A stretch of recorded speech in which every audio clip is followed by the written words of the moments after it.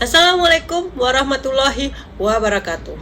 Perkenalkan, nama saya Resi Kumalasari, dosen program studi Teknik Industri Universitas Pahlawan Tuanku Tambusai, dosen pengampu mata kuliah ergonomi, yang dimana mata kuliah wajib yang memiliki 2 SKS pada semester 2. Adapun pencapaian pembelajaran mata kuliah ergonomi ini, yang pertama, kemampuan menerapkan pengetahuan di bidang matematika, statistik, sains, dan analisis teknik untuk menyelesaikan permasalahan teknik industri.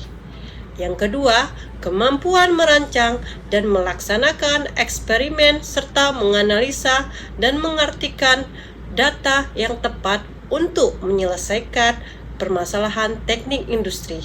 Yang ketiga, kemampuan mengidentifikasi, merumuskan, dan menyelesaikan permasalahan di teknik industri.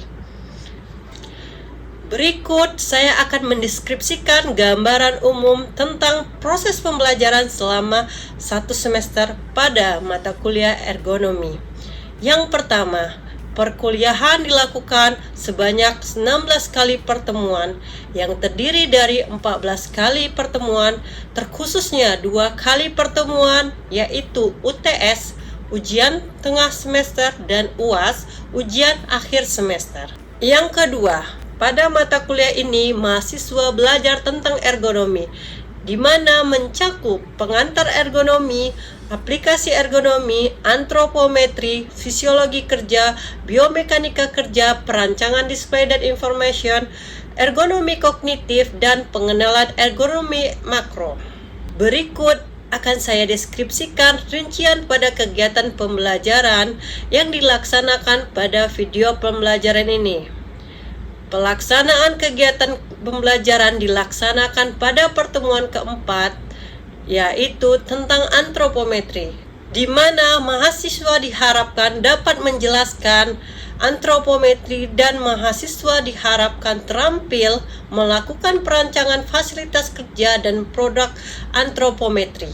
Sistem pembelajaran dilakukan secara hybrid, di mana bisa dilakukan secara offline dan online. Untuk perkuliahan online, kita biasa menggunakan Zoom Meeting atau Google Meet. Sedangkan untuk pengumpulan tugas perkuliahan bisa menggunakan model Universitas Pahlawan Tuanku Tambusai. Dan untuk metode perkuliahan yang saya lakukan berupa perkuliahan, tanya jawab, dan diskusi. Sedangkan untuk sistem penilaian berupa tugas mandiri, terstruktur, ujian tengah semester atau UTS, dan ujian akhir semester atau UAS.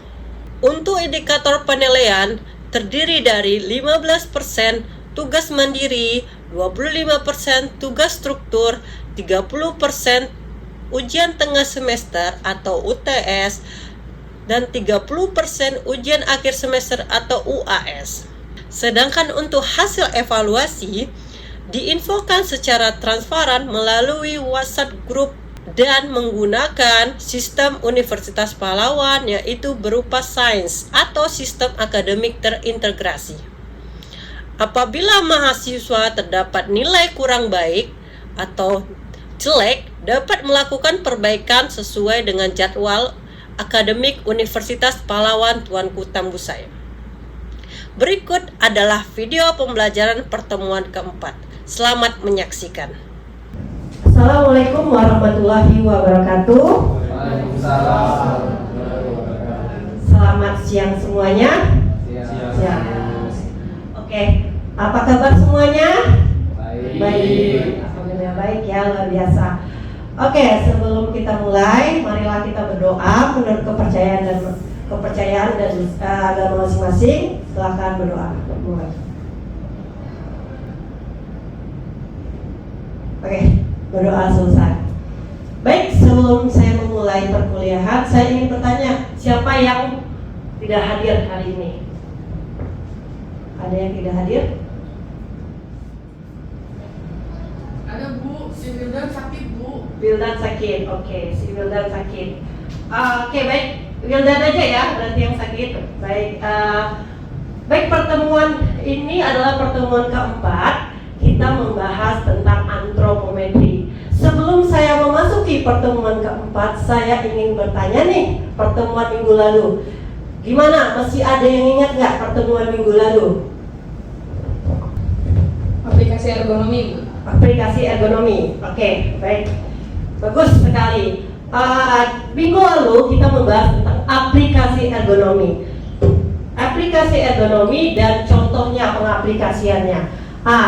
Masih ada yang ingat contoh aplikasi ergonomi seperti apa? Oke, silakan.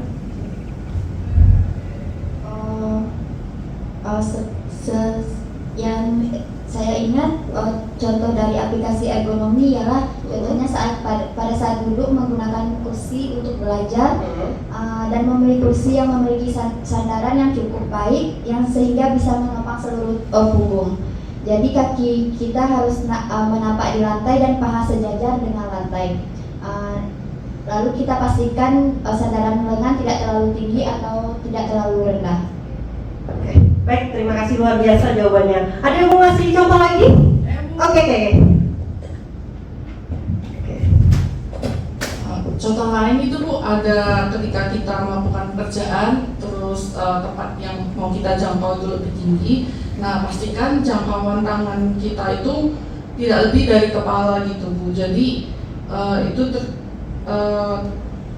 kalau misalkan lebih tinggi itu lebih baik pakai alat bantu gitu seperti tangga atau kursi gitu.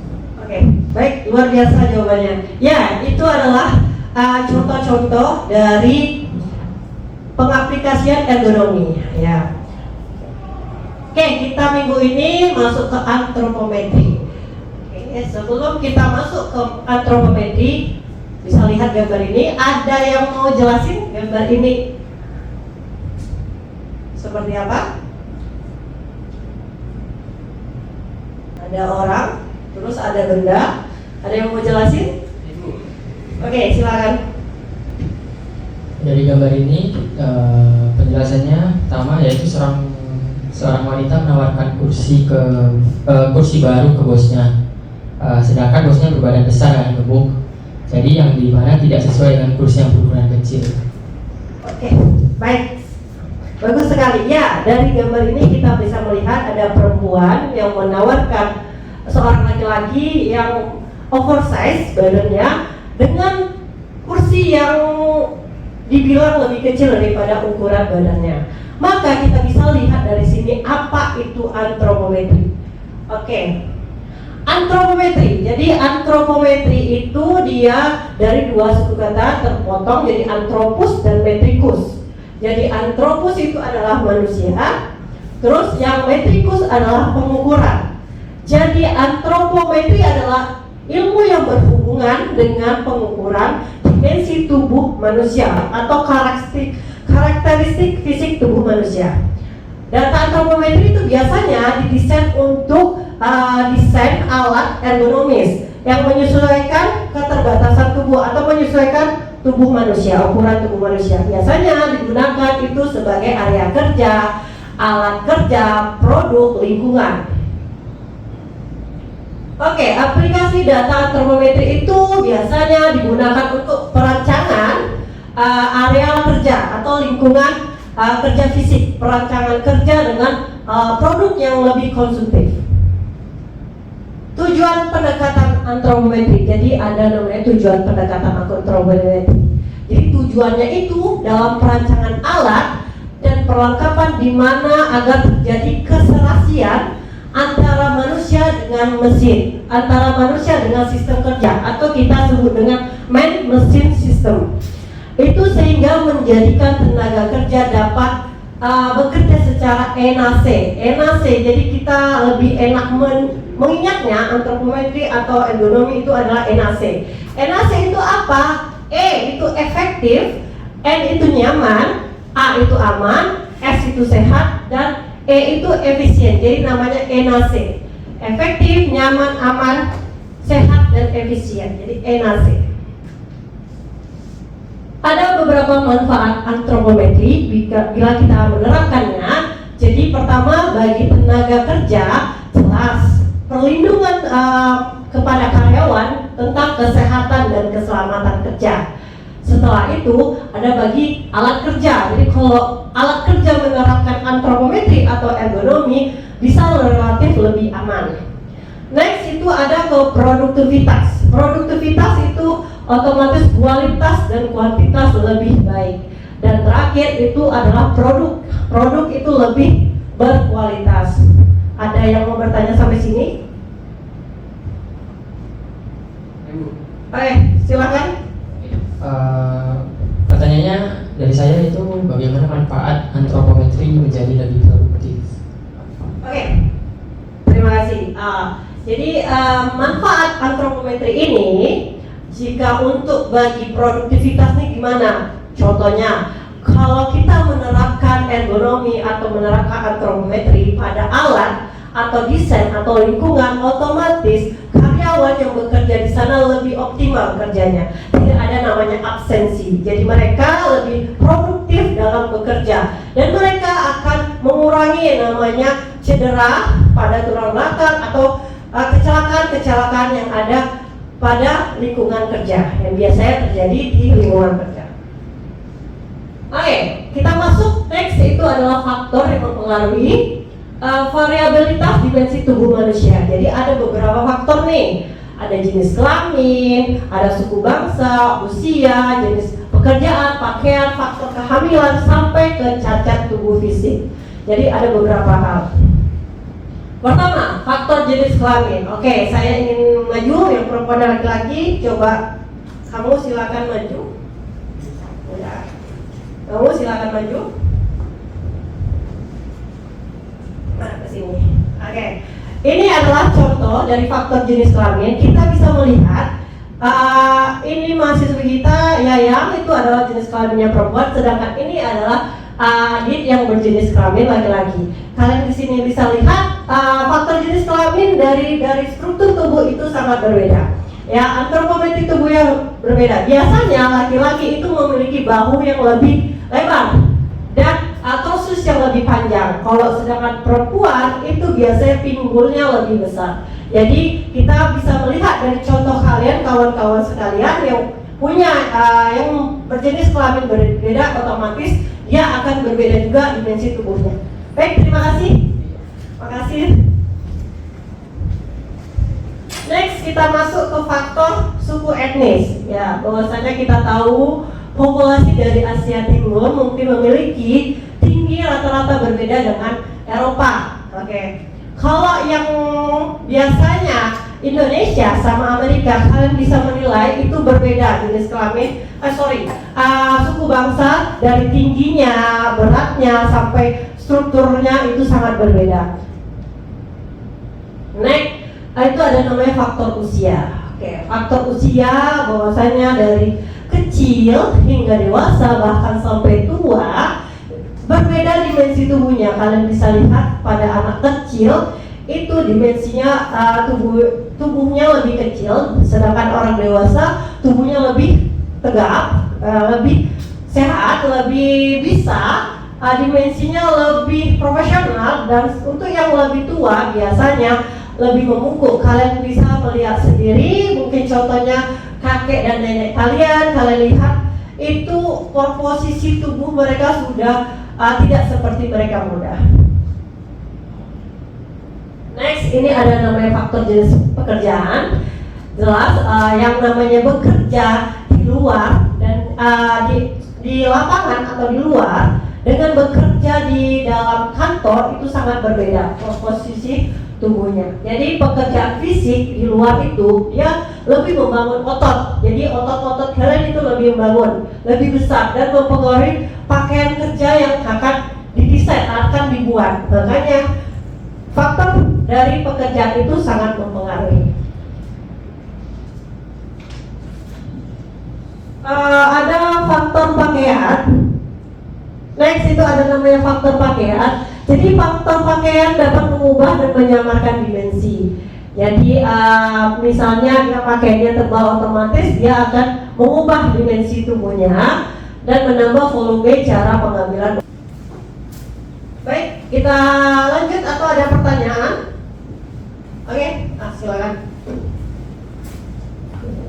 Bukan kalau misalkan pakai pakaian gini biasanya nambah volume itu berarti akan berpengaruh ke pengukuran antropometrinya ya Bu. Itu maksudnya ngaruhnya nanti gimana? Dan apakah maksudnya beda ukuran asli sama dengan pakaian itu akan berpengaruh ke hasil analisanya nanti juga atau gimana? Baik, terima kasih. Oke, saya akan bertanya, bagus pertanyaannya. Faktor pakaian ini akan otomatis akan mengubah dan menyamarkan dimensi. Ya, jelas. Kalau kita berpakaian tebal, nanti kita akan berubah yang namanya antropometri tubuhnya. Jadi pakaian ini sangat mempengaruhi saat pengukuran. Jadi diusahakan kalau berpakaian itu saat pengukuran sesuai dengan postur tubuhnya. Oke, terima kasih. Kehamilan. Faktor kehamilan secara signifikan dapat mengubah dimensi tubuh wanita, jelas. Kalau yang hamil sama tidak hamil wanita itu sangat berbeda dimensi tubuhnya. Ini terakhir ada faktor cacat fisik, di mana untuk disabel atau faktor cacat fisik ini seseorang biasanya menggunakan alat bantu seperti kursi roda yang membutuhkan ruangan yang berbeda dibandingkan seseorang yang tidak cacat, ya. Oke, lingkup antropometri. Jadi di sini lingkup antropometri ada dua, statis dan dinamis. Ada yang bisa jawab apa itu statis, apa itu dinamis? Oke, boleh.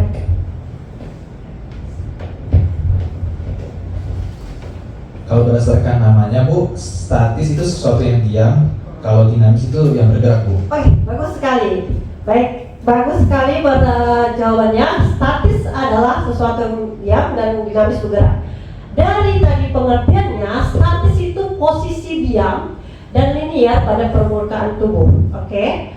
Terus meliputi panjang segmen atau tubuh, bagian tubuh, lingkar bagian tubuh, massa bagian tubuh.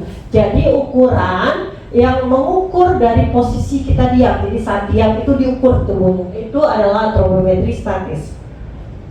Antropometri dinamis itu adalah posisi tubuh yang bergerak atau melakukan aktivitas. Contohnya saat dia menoleh ke kiri ke kanan, saat dia bergerak kepala ke kiri dan ke kanan, itu ada sudut-sudutnya. Itu disebut antropometri dinamis.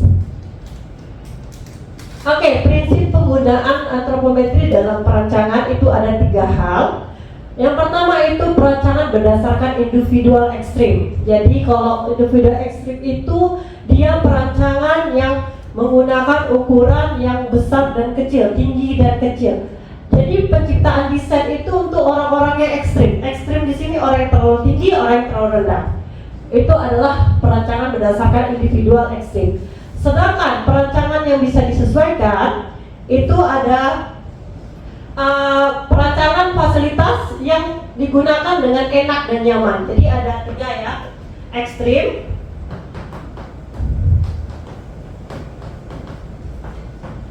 terus ada disesuaikan,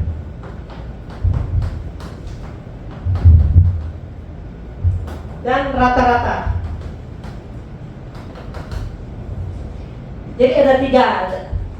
Kalau disesuaikan biasanya sesuai dengan penggunaannya. Misalnya si Tony itu ingin membuat meja sesuai dengan antropometri tubuhnya. Jadi sesuai dengan fitur yang bisa disesuaikan, tapi dia otomatis dia ingin mau tegak dan berdiri atau tegak sama duduk. Jadi kalau lagi capek dia bisa duduk, diturunkan mejanya.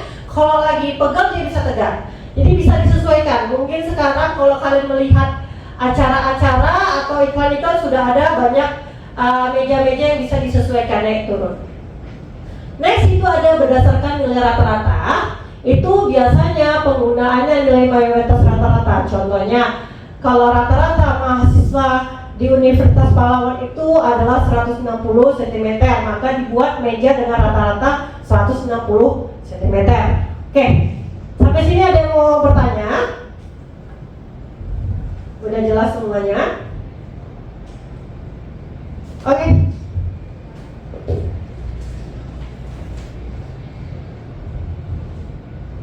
Contohnya apa Bu untuk yang pengukuran apa ekstrim ya dia. Ekstrim ya.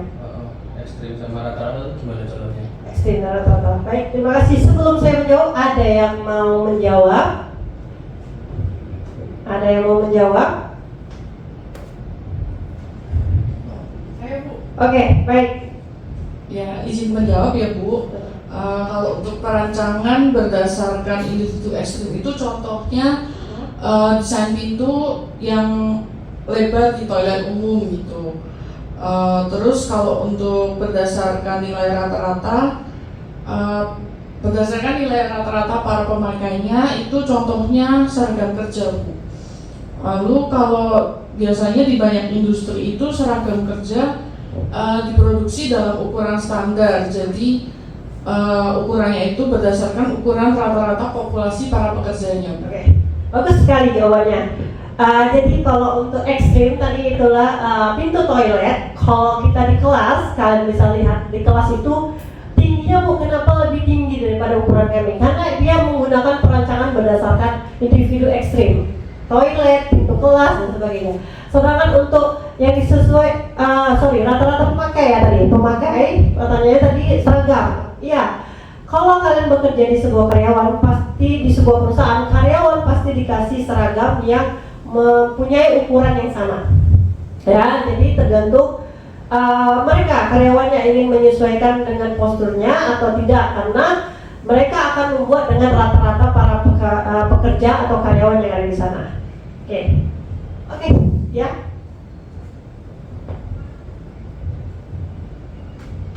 Berarti kalau misalkan yang individu ekstrim itu contohnya kayak penyesuaian untuk yang disabilitas juga, atau itu termasuk yang lain?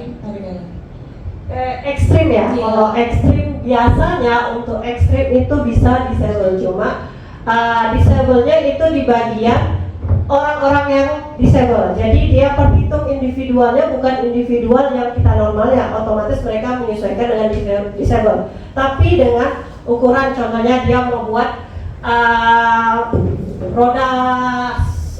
kursi roda. Jadi otomatis kan kursi roda itu dibuat besar sesuai dengan individu masing-masing. Individu ternyata bahwasanya yang punya keterbelakangan atau yang punya cacat tubuh itu kekurangan misalnya kakinya, tapi ukuran tubuhnya agak sedikit kecil, maka disesuaikanlah pembuatan produk sesuai dengan mereka yang cacat khusus, seperti itu.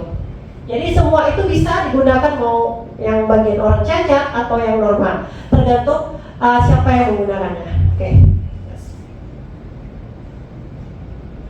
Oke, ini ada contohnya tadi. Ada kayak mobil. Kalian mungkin mobil melihat kalau di mobil itu agak sedikit tinggi, terus ini kursi dan sebagainya. Ini juga contoh fasilitas yang bisa disesuaikan. Mungkin sekarang itu industri-industri telah menjual kursi-kursi dan meja-meja yang disesuaikan. Kalau kursi mungkin bisa diatur atas tingginya, terus juga meja juga, bahkan sampai sandaran kakinya juga telah dibuat. Ini adalah fasilitas yang bisa disesuaikan. Ini contoh dari antropometri. Terus ini ada perancangan berdasarkan nilai rata-rata. Ini adalah contoh dari kasir. Misalnya tempat kasir itu rata-rata karyawan itu 150 cm, maka dibuatlah tempat kasir sesuai dengan rata-rata karyawan. Contoh perancangan produknya itu bisa dari kursi roda tadi. Ini biasanya orang yang cacat atau yang sakit. Ini kursi bangku sekolah yang bisa dilipat, yang bisa dibongkar pasang. Oke, kita masuk ke tugas. Jadi tadi itu ada teori. Untuk tugasnya dimohon minggu depan kita dikumpulkan. Tugasnya cuma ada 3, boleh diketik, boleh ditulis tangan. Ada 3. Jadi minggu depan sebelum kelas silakan dikumpulkan di depan. Ini adalah tugas. Oke, next kita ambil kesimpulan. Sebelum saya tutup, adakah kesimpulan yang bisa menyampaikan kesimpulan di sini dari materi kita hari ini? Ada? Gimana? Nggak ada? Oh, bagus. Ya, terima kasih kasih Bu untuk kesempatannya. Pada kelas hari ini saya akan menyimpulkan materi yang telah Ibu ajarkan pada hari ini. Jadi kesimpulannya, antropometri itu adalah studi yang sangat relevan dan penting dalam bidang ergonomi karena memungkinkan desain produk, kemudian peralatan dan lingkungan yang lebih manusiawi dan ergonomis seperti itu. Lalu studi ergonomi ini juga berfokus pada pengukuran berbagai dimensi dan karakteristik fisik manusia untuk memastikan bahwa semua aspek desain diadaptasi untuk memenuhi kebutuhan fisik penggunanya gitu. Lalu kesimpulan yang terakhir itu ada 3 prinsip utama dalam menggunakan data antropometri dalam perancangan. Yang pertama ada perancangan berdasarkan individu ekstrim, kemudian ada perancangan fasilitas yang bisa disesuaikan, kemudian yang terakhir itu perancangan berdasarkan nilai rata-rata pemakainya. Seperti itu Bu. Luar biasa, terima kasih. Terima kasih. Ya, itu dia kesimpulan kita bahwasanya ergonomi terutama antropometri itu sangat penting diaplikasikan untuk banyak hal seperti produk, mungkin lingkungan, bahkan juga untuk orang cacat atau disable itu bisa kita aplikasikan antropometri. Jadi ada 3 prinsip tadi berdasarkan ekstrim disesuaikan dengan rata-rata dan faktor-faktornya ada juga beberapa faktor kayak usia, etnis dan juga sampai ke pekerjaan. Oke. Baik, sebelum saya tutup ada nih kata-kata dari Jonathan Swift bahwasanya kesehatan selalu tampak berharga setelah kita kehilangan. Itu apa maksudnya? Jadi untuk kalian tolong jaga kesehatan, terapkanlah ergonomi, antropometri itu sangat penting untuk kesehatan kalian. Dimana kalau kalian sudah sakit atau cedera itu tidak ada gunanya untuk kalian. Jadi kesehatan itu sangat berharga, ya jangan disia-siakan. Akhir kata, saya terima kasih kepada semuanya. Untuk minggu depan, silakan dikerjakan tugasnya. Kita jumpa minggu depan lagi. Saya tutup. Assalamualaikum warahmatullahi wabarakatuh. Selamat siang semuanya. Demikian pernyataan diri dosen untuk unjuk kerja Tridharma Perguruan Tinggi atau PDD UKTP. Semoga dapat memberi gambaran mengenai perkuliahan yang saya lakukan sebagai dosen program studi Teknik Industri Universitas Pahlawan Tuanku Tambusai, terkhususnya pada mata kuliah ergonomi. Atas perhatiannya saya ucapkan terima kasih. Saya Resi Kumalasari undur diri. Semoga video ini bermanfaat untuk kita semua. Saya akhiri. Assalamualaikum warahmatullahi wabarakatuh.